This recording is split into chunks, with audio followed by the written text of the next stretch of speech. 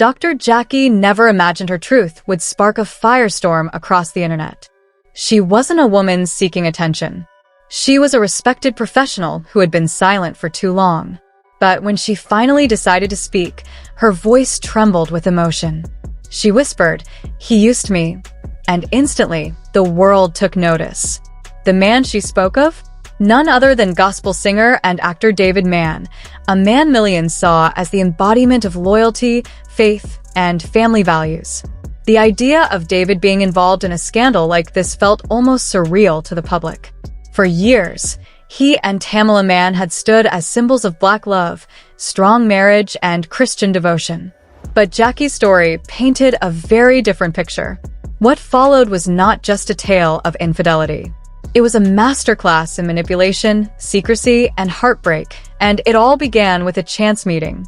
They met at a charity gala in Atlanta, a polished affair full of celebrities, preachers, and philanthropists. Jackie had been invited to speak on women's health, while David performed with a small choir. Nothing about that night felt unusual.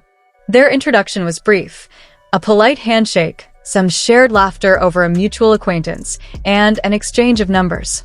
Jackie didn't think anything of it. But the next morning, she got a message from him. It was warm, personal, and surprisingly thoughtful. "You spoke truth last night. I felt that," he wrote. From there, the messages began flowing. At first, it was harmless, a check-in here, a compliment there. Then came deeper conversations. He talked about loneliness, disconnection, and the emotional gap between him and Tamela. He said they were partners in public, strangers in private. Jackie, who was going through her own personal grief after losing her father, found comfort in his vulnerability. David wasn't pushy. He didn't try to woo her with money or gifts. He just listened. He made her feel seen. Late-night voice notes turned into early morning prayers. He quoted scripture, shared private struggles, and slowly, Jackie let her walls down.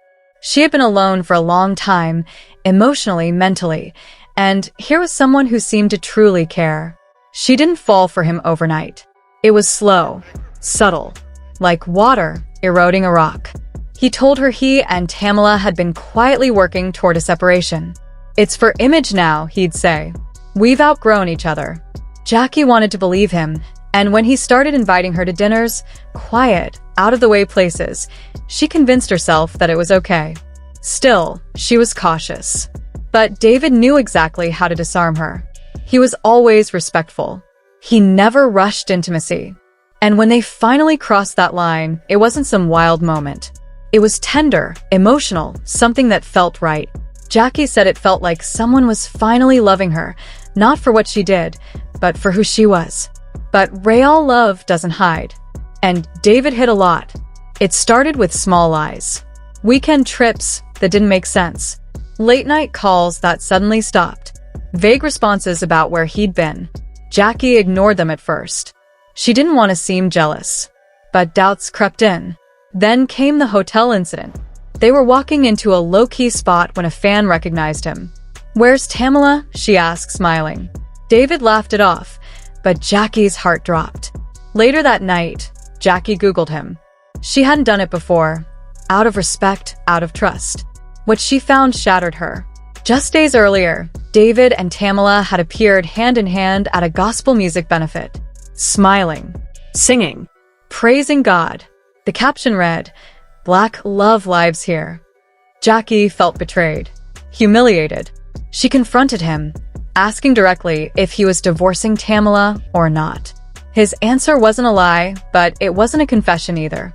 "I didn't want to hurt you," he said softly. And in that moment, Jackie realized it was never about love. It was about ego, about control. Then came the money. Jackie had helped him, not because he asked, but because she believed in him. A few thousand for a tour project. Some help with the gospel media initiative he was developing. It wasn't just financial. She offered her name, her connections, her influence.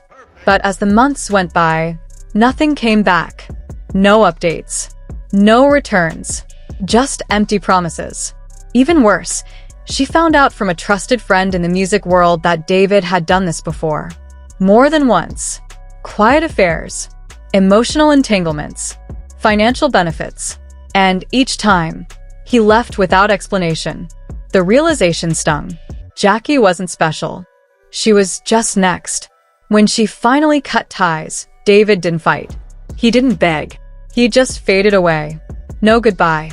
No apology. Just silence. It was the loudest confirmation of all. He had used her. Months passed. Jackie buried herself in work. She started therapy, leaned into her faith, and slowly began healing. But then other women started reaching out. Private messages. Confidential phone calls. Some had similar experiences with David.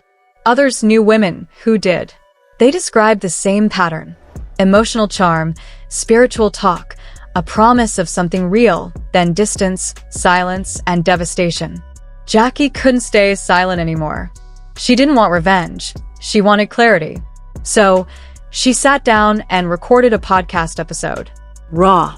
Unfiltered. Her voice cracked, but her story was clear. This wasn't just a relationship, she said. It was a performance. And I was cast as the audience.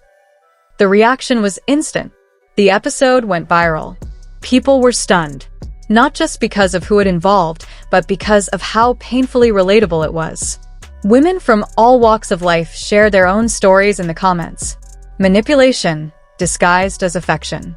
Gaslighting cloaked in scripture. But not everyone supported her. Some fans of David and Tamela called her bitter. Others accused her of trying to break up a marriage. She was called a liar, a clout chaser, a fake Christian. But Jackie stayed calm. She let the truth speak for itself. David posted a cryptic quote, "They'll turn you into a villain when you stop letting them use you." Fans debated if it was about Jackie. Tamela didn't say anything directly, but her social media showed a shift. Less couple content, more solo music. And quietly, she unfollowed Jackie. The church community was divided. Some pastors defended David, saying nobody's perfect. Others supported Jackie, praising her courage. Gospel blogs exploded with theories. Was this the fall of the man brand? Or just a scandal that would blow over? But for Jackie, it wasn't about public perception. It was about personal liberation.